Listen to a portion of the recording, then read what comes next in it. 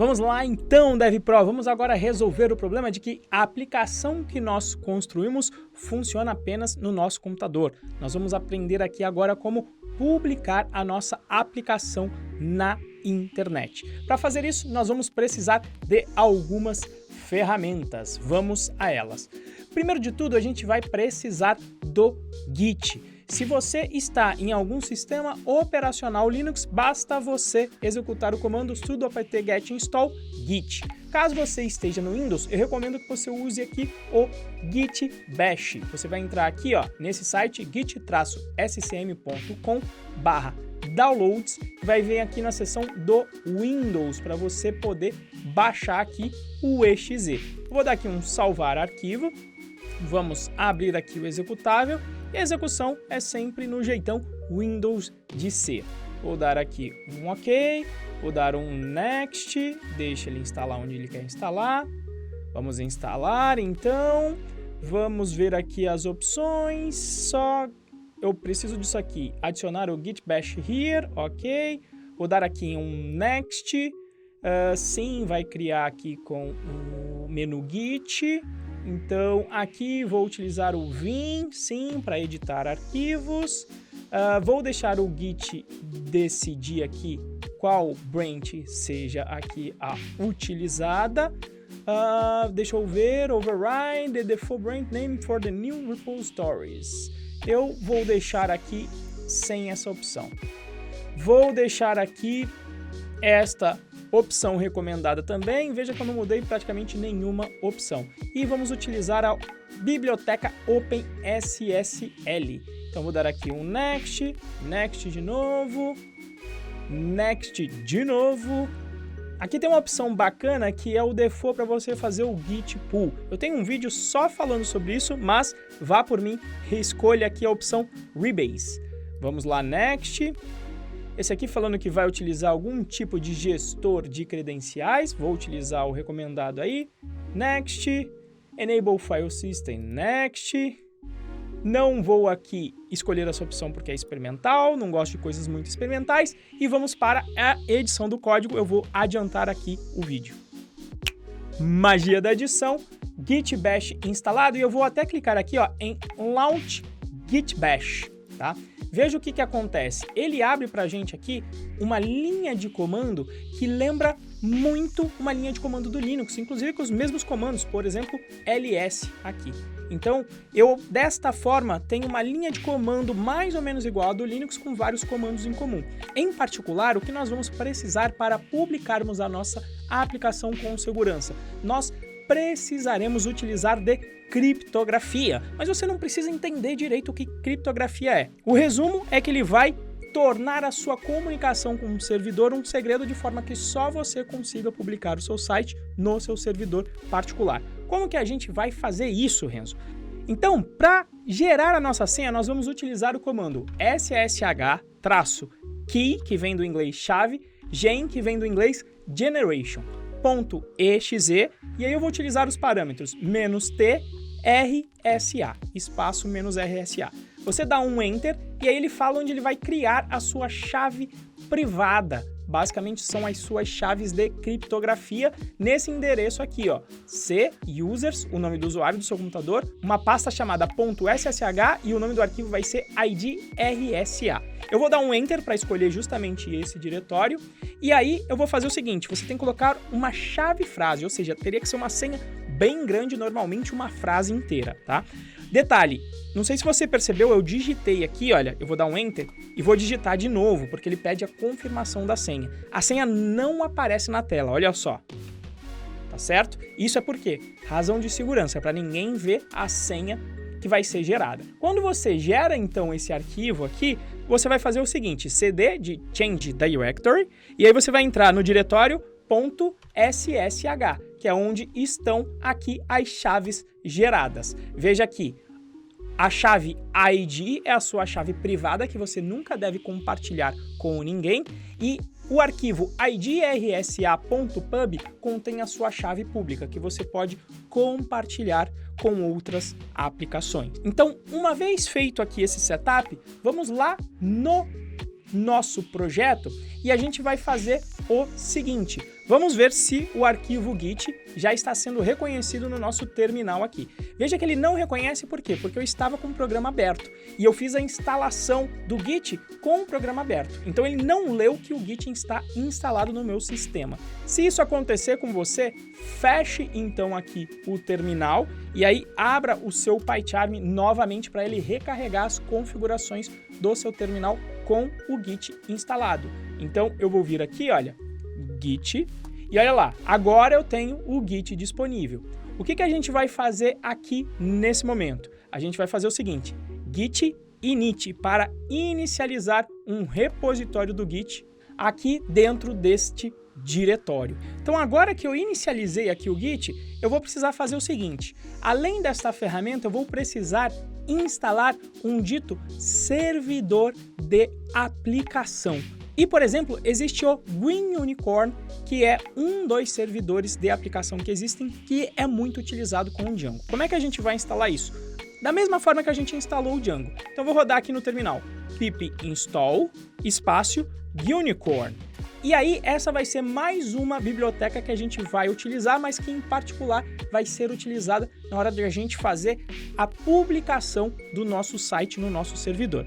Só que veja que, para que o programa funcione, ele precisa saber todas as bibliotecas que ele precisa instalar. E o que a gente instalou? A gente instalou o Django e o Green Unicorn. Então, de alguma forma, a gente precisa dizer para o servidor, olha, para funcionar, você deve instalar essas bibliotecas aqui. Como é que a gente faz isso? Através do comando pip freeze, tá? Ele nos dá todas as bibliotecas que estão instaladas no nosso projeto. E aí o que eu vou rodar aqui? Eu vou rodar o pip freeze, sinal de maior 2 vezes, e vou criar um arquivo que é muito famoso no mundo do Python, que é o requirements.txt. Este é um arquivo que o nosso servidor que a gente vai instalar consegue ler. Quando eu rodo esse comando, veja o que aconteceu aqui, olha, ele criou um arquivo chamado requirements.txt justamente com todo aquele conteúdo de todas as bibliotecas que o nosso servidor precisa instalar. Bom, agora o que falta? Falta nós escolhermos o nosso servidor e eu escolhi um bem fácil para você conseguir publicar as suas aplicações e inclusive também gratuito. Vai ser o seguinte, nós vamos utilizar a plataforma Heroku, que é uma plataforma como serviço que vai cuidar de todas as dores de cabeça de manter um servidor para a gente. Então é o seguinte, você vai ter que clicar aqui no Sign Up for Free se você ainda não tem uma conta. Se você já tem uma conta, é só fazer o login. Eu confio aí na sua habilidade para criar uma conta em um site. Você vai ter que passar o seu e-mail, nome e assim por diante. Então, cadastro simples em um website. Guarde essas credenciais que você usou, o seu e-mail e também a sua senha. Porque, além disso, nós vamos instalar a linha de comando do Heroku que nos permite publicar a nossa aplicação.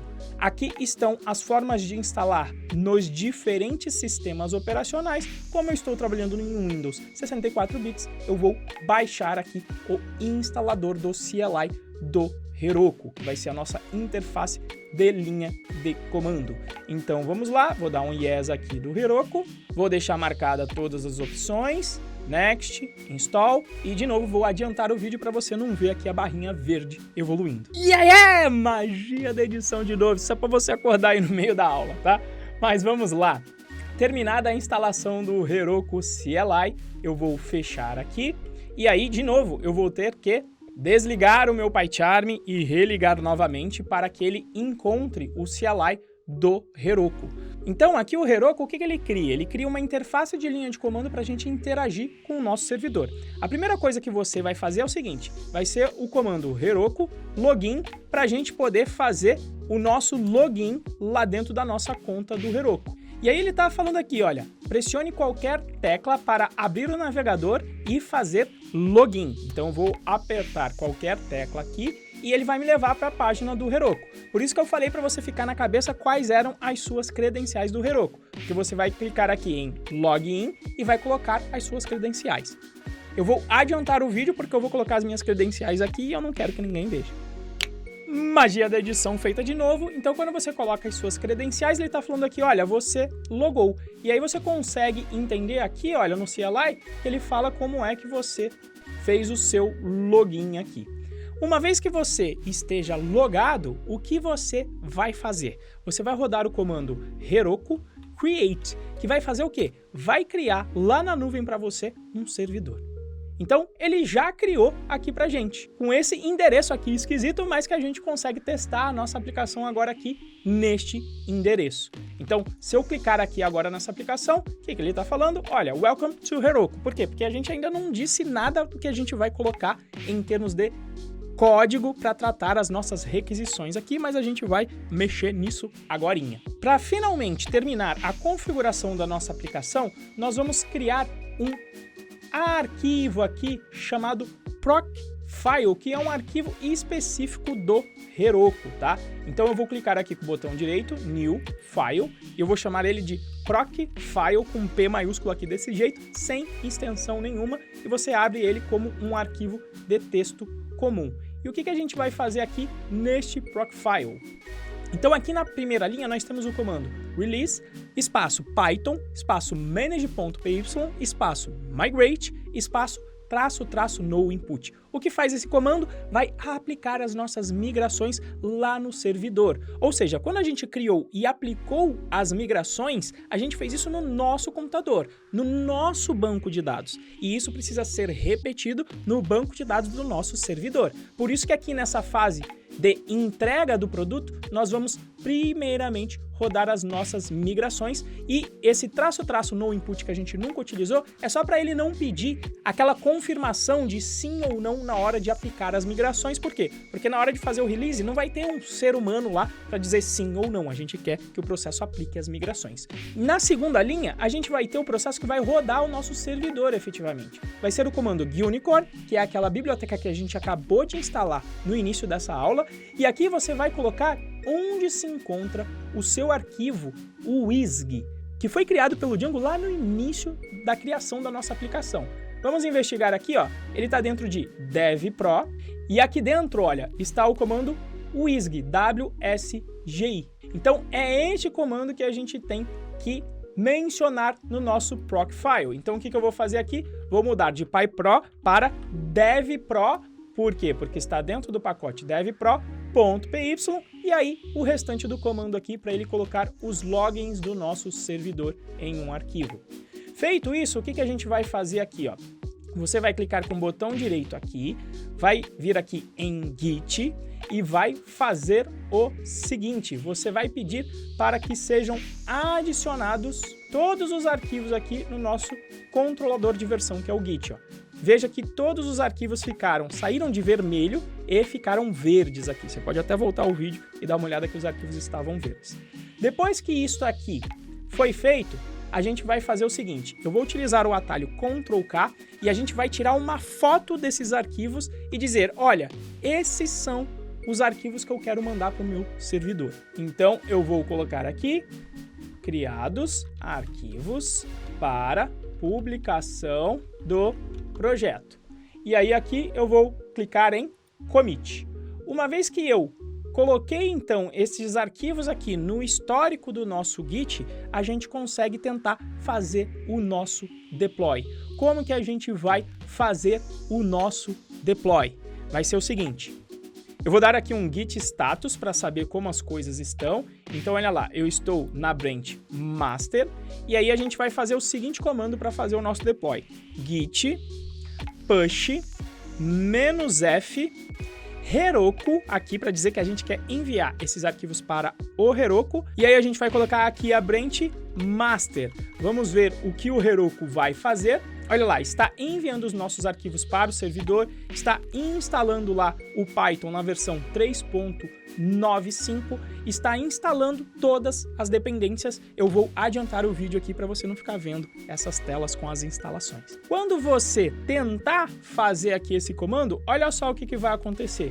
Ele vai tentar fazer uma coleta dos nossos arquivos estáticos, que a gente ainda não viu, e ele já está até dando aqui a solução do que você deve fazer. Olha, vamos colocar esta variável de ambiente aqui e coloque esta variável de ambiente para que a coleta dos nossos arquivos estáticos não seja feita. E é isso que eu acabei de fazer aqui, rodando aquele comando que eu copiei.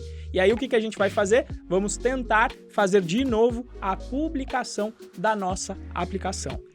Feita de novo aqui a magia da edição do vídeo, terminou aqui a nossa publicação e a gente consegue aqui com o comando Heroku Open, ele vai abrir o nosso navegador justamente no endereço onde está a nossa aplicação.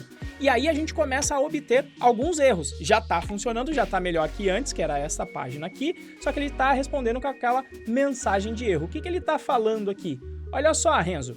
Para rodar a sua aplicação, eu preciso saber quem é o host, ou seja, eu não aceito que esta aplicação seja acessada aqui, ó, neste endereço.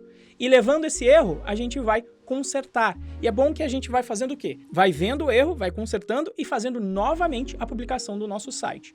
Eu vou aqui no nosso arquivo settings.py e existe uma configuração aqui chamada Allowed Hosts, ou seja, em quais hosts eu vou permitir que esta aplicação seja executada.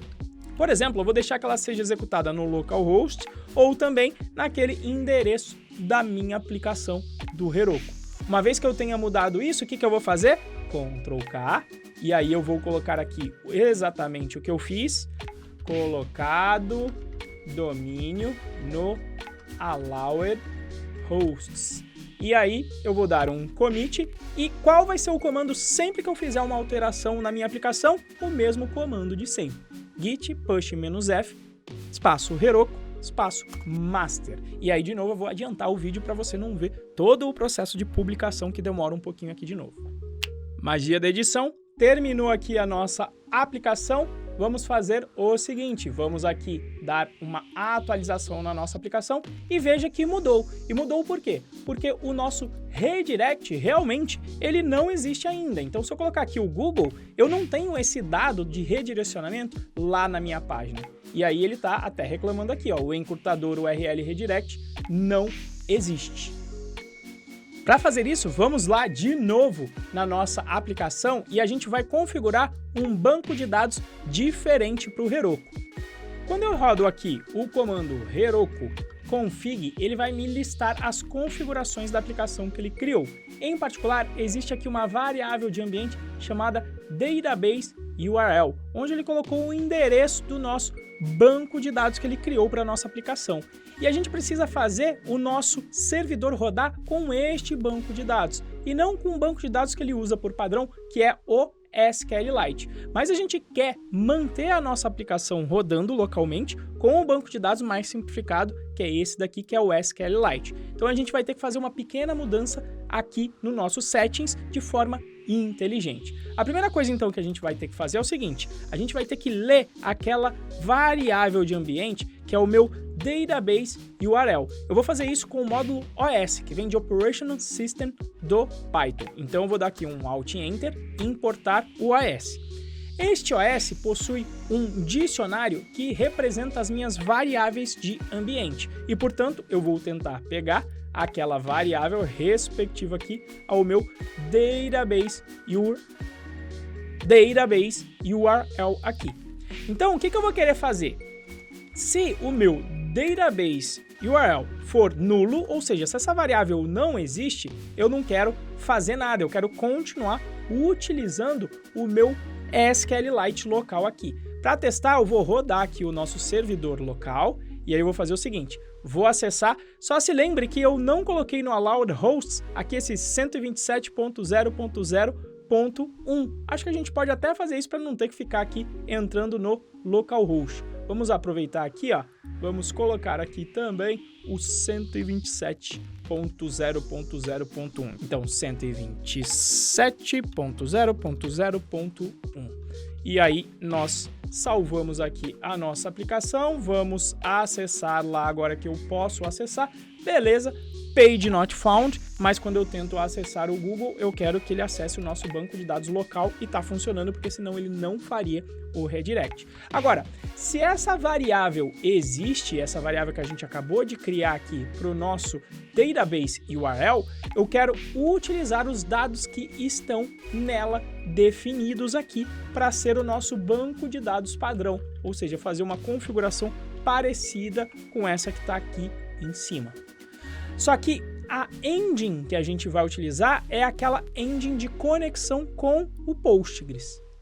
Então, como é que a gente vai configurar a engine, que inclusive precisa de outra biblioteca instalada? Então, a primeira coisa que a gente vai mudar é aqui, ó. O endereço dessa engine será este daqui, olha. django.db.backends.postgres, que é o nosso banco de dados, e quem é a biblioteca que a gente vai utilizar para fazer esse acesso com o banco de dados. E a gente vai instalar essa biblioteca com o seguinte comando, aqui embaixo no terminal, pip install, aí eu vou pegar o mesmo nome que está ali em cima, ó, cycle pg2, e aí eu vou colocar espaço binary, ou seja, o binário dessa biblioteca. Eu vou rodar aqui este comando, e aí ele vai instalar. E aí o que eu vou fazer? Eu tenho sempre que lembrar de gerar o meu arquivo com dependências e colocar lá no meu arquivo requirements.txt. Toda vez que eu instalo uma nova biblioteca, eu tenho que lembrar de fazer isso para que a dependência seja efetivamente instalada no nosso servidor. E está aqui a biblioteca instalada então. Uma vez feito isso, eu tenho algumas configurações a mais quando o nosso banco de dados é o SQLite. Em particular, eu quero pegar aqui este endereço inteiro para você entender aqui todos os meandros dos parâmetros que a gente vai ter que extrair dessa string aqui que possui o nosso banco de dados. Então, deixa eu tirar aqui esse espaço que não existe e aí deixa eu juntar essa linha aqui, porque está tudo junto aqui. Então, maravilha, F2. Então, a gente precisa agora entender o formato dessa URL aqui e o que a gente vai querer extrair dela. Deixa eu pegar ela aqui também e copiar no console para a gente entender aqui. Vamos pegar o nosso Python console e eu vou colocar aqui database URL igual aquela string que eu copiei lá em cima. Então, para a gente entender o que a gente vai fazer é o seguinte, eu vou precisar extrair partes desta URL que faz sentido para o nosso banco de dados Postgres. Por exemplo, esta primeira parte que está aqui é só o protocolo e eu não vou precisar desta informação aqui, eu já posso descartar. Então, o que eu vou fazer aqui? Olha, eu vou pegar o meu database URL e vou dar um replace. Replace no quê? Eu vou querer pegar o meu Postgres // e vou substituir pela string vazia, porque eu quero remover. E olha lá, consegui o meu objetivo aqui. Então, vou fazer o seguinte, vou pegar este replace que está aqui, e aí eu vou colocar este código aqui nessa minha linha, que é o que eu vou querer fazer com este endereço aí inicialmente. Maravilha! Depois de ter feito isso, vou até colocar aqui database URL igual. Vou aproveitar e copiar também o mesmo código para eu alterar o database que está aqui embaixo. Então, deixa eu fazer isso aqui, só para conferir o meu valor de database. Agora ele não possui o Postgres. Agora, olhando para o que sobrou, eu tenho uma parte que está antes desse arroba e depois desse arroba. Em particular, o que está antes são as minhas credenciais do meu banco de dados. E o que está depois é a minha URL de onde se encontra o meu banco de dados. E aí, como é que eu vou obter esses valores? Eu vou colocar assim, database URL, ponto. Quem é o separador? É lá o meu arroba. Então, eu vou colocar o arroba aqui. Coloco um Enter e aí veja o valor que está nas minhas credenciais e o valor que está na minha URL. Maravilha, eu vou copiar este código que está aqui em cima na linha 85. Agora eu tenho que separar as minhas credenciais, porque nas minhas credenciais estão o meu usuário, que vem antes do caractere 2 pontos, e a minha senha, que vem depois do caractere 2 pontos. Então o que eu vou fazer aqui? Olha, o usuário, vírgula, senha, igual. Aí eu vou pegar as minhas credenciais e vou dar um split por qual caractere, justamente pelos 2 pontos. E aí eu tenho separado o meu usuário e senha aqui. Então, eu vou copiar aqui este código e colocar aqui em cima. Renzo, mas para que você quer tudo isso? Porque eu preciso desses valores para fazer a configuração do meu banco de dados aqui embaixo. Ou seja, aqui ele precisa de um user, que é quem? Justamente aquele valor do usuário para acesso de banco de dados que eu acabei de extrair ali em cima. E também existe aqui um parâmetro que é quem? Que é a minha senha para acessar o meu banco de dados, que é aquela senha que a gente acabou de extrair ali em cima também. Feito isso, a gente precisa agora trabalhar aqui na URL. A gente precisa de todos esses valores aqui, deste domínio separado, da porta onde esse acesso vai ser feito e do nome do nosso banco de dados. Então, para fazer isso, eu vou fazer o seguinte, olha, domínio, underline, porta, e também aqui o nome do nosso banco de dados, então banco de dados, vai ser igual ao quê? Eu vou pegar agora a minha URL e fazer o split por barra, que é este caractere que está aqui. Então, vamos observar aqui o resultado no meu banco de dados e no meu domínio porta. Maravilha, eu já tenho aqui o nome do meu banco de dados. Então, eu vou colocar este código também aqui em cima. E aí, o nome do meu banco de dados é justamente o que deve vir aqui no name. Então, eu vou colocar aqui, olha, banco de dados. Por fim, eu tenho outros 2 parâmetros que eu preciso aqui agora, tá? Que vai ser quem? Vai ser o meu host, ou seja, qual é o endereço onde está o meu banco de dados e também a minha porta. Então, eu vou colocar aqui port, que está dentro aqui agora do meu domínio porta. Então, eu vou escrever até com o mesmo nome, host port igual. Vou pegar lá o meu domínio porta, ponto split, qual é o separador entre eles? O 2 pontos, como nós podemos ver aqui, olha. Então, fazendo isso, eu tenho os meus 2 últimos valores para poder configurar o meu banco de dados Postgre. Então, host aqui e também o meu port. Então, agora, a minha configuração se adequa de acordo com o que vem no meu valor de banco de dados. Só um pequeno grande parênteses. Tome cuidado, eu aqui estou filmando e depois eu vou apagar esse servidor, incluindo o acesso ao meu banco de dados. Se alguém tiver acesso a todas essas informações aqui, a pessoa consegue acessar o seu banco de dados e extrair todos os dados lá de dentro e até remover tudo. Então, tome cuidado com essas credenciais.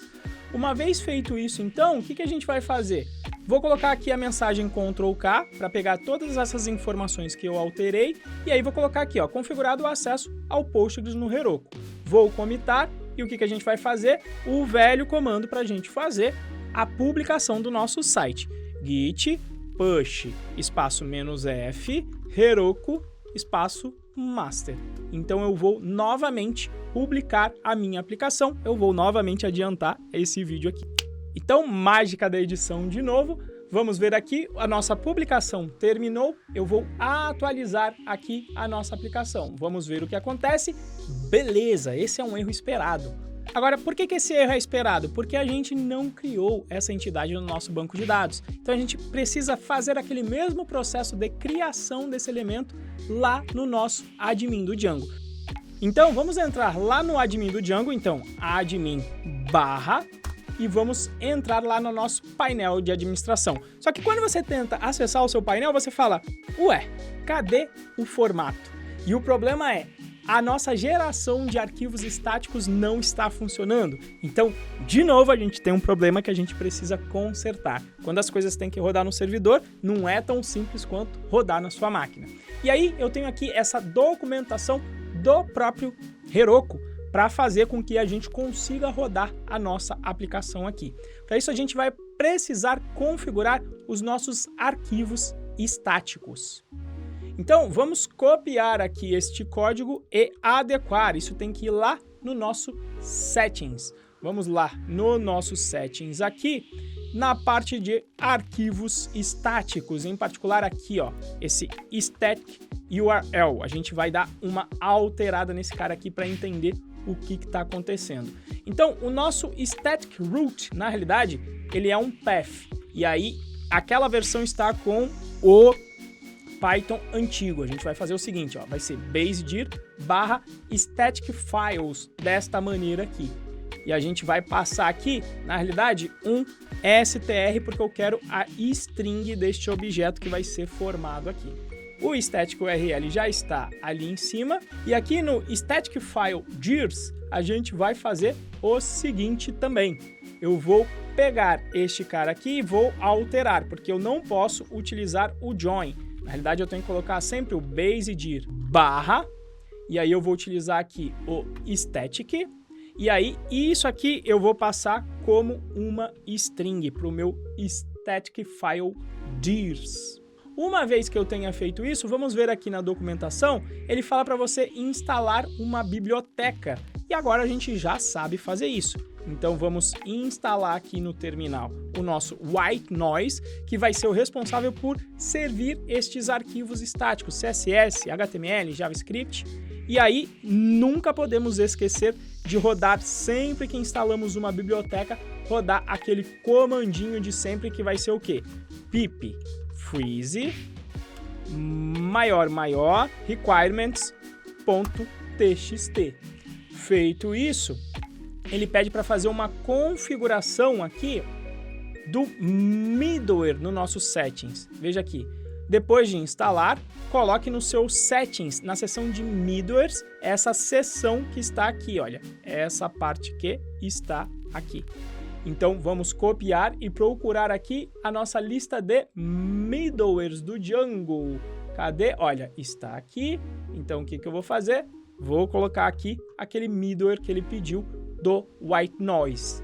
Feito isso, o que a gente vai fazer agora? A gente precisa reabilitar a nossa coleta de arquivos estáticos, porque se você relembrar do início dessa aula, a gente desabilitou isso.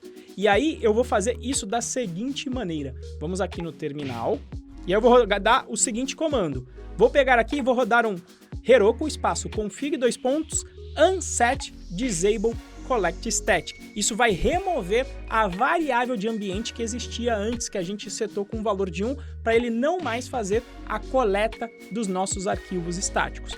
Uma outra coisa que ele fala aqui é que ele consegue comprimir os arquivos estáticos. Então a gente vai pegar essa configuração aqui também e alterar no nosso settings. Vamos colocar aqui.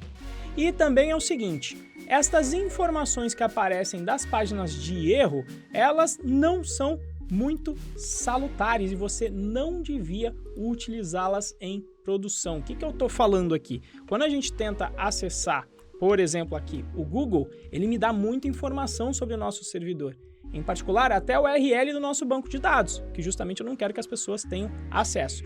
Então, o que a gente vai fazer? A gente vai setar esta variável aqui de debug para false, para que nós não exponhamos informações sensíveis.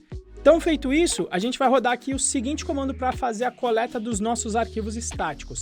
Python, espaço managepy, espaço collect static. Quando eu rodo esse comando, eu vejo, olha aqui, ele tentando procurar na pasta de estáticos. Então vamos observar aqui o que ele está fazendo e é justamente na minha configuração aqui do Windows, dos diretórios extras. Uma vez então removida essa configuração, vamos lá no nosso terminal rodar de novo o collect static para ver se ele consegue rodar. E veja que ele agora conseguiu rodar todos os meus arquivos estáticos. O que a gente vai fazer então? Vamos comitar aqui a nossa mudança e vamos novamente fazer uma publicação do nosso site lá no Heroku. Então eu vou aqui adiantar o vídeo para você não ficar esperando, como sempre.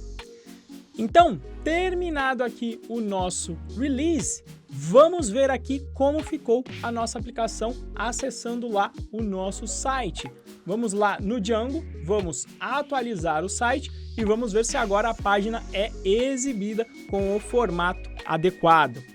Então olha lá, agora sim o Django está com o formato a gente consegue colocar aqui com admin de senha, e aí agora a gente pode fazer de novo a nossa configuração. Então vamos lá no URLs redirects e fazer lá o destino HTTPS lá no Google com slug Google. Vou salvar e posso observar aqui os nossos logs de um usuário ou diretamente naquele nosso relatório que a gente tinha feito já, né? Então, relatórios/Google, vamos ver o que acontece. Olha lá, 0 cliques aqui no Google. Vamos agora utilizar a nossa aplicação que foi feito o deploy em produção aqui para a gente poder gerar um redirect. Então, vou colocar aqui o /Google, ele vai fazer o redirect e agora a nossa aplicação está funcionando. Então, DevPro, assim a gente termina essa aula onde a gente fez o deploy da nossa aplicação. Veja que nós passamos por vários obstáculos, mas o importante é o quê? Você entender que toda vez que você tem um erro, você não deve se desesperar. Leia o erro, tente entender e aí você tenta consertar aquele erro. Se o erro mudar, é sinal de que você evoluiu e de que você está cada vez mais próximo da solução. Então, o que eu indico para você é sempre perseverar. Na área de tecnologia, não é uma questão de inteligência, mas sim de perseverança e não desistir até encontrar a solução para o seu problema. Grande abraço e até mais, DevPro!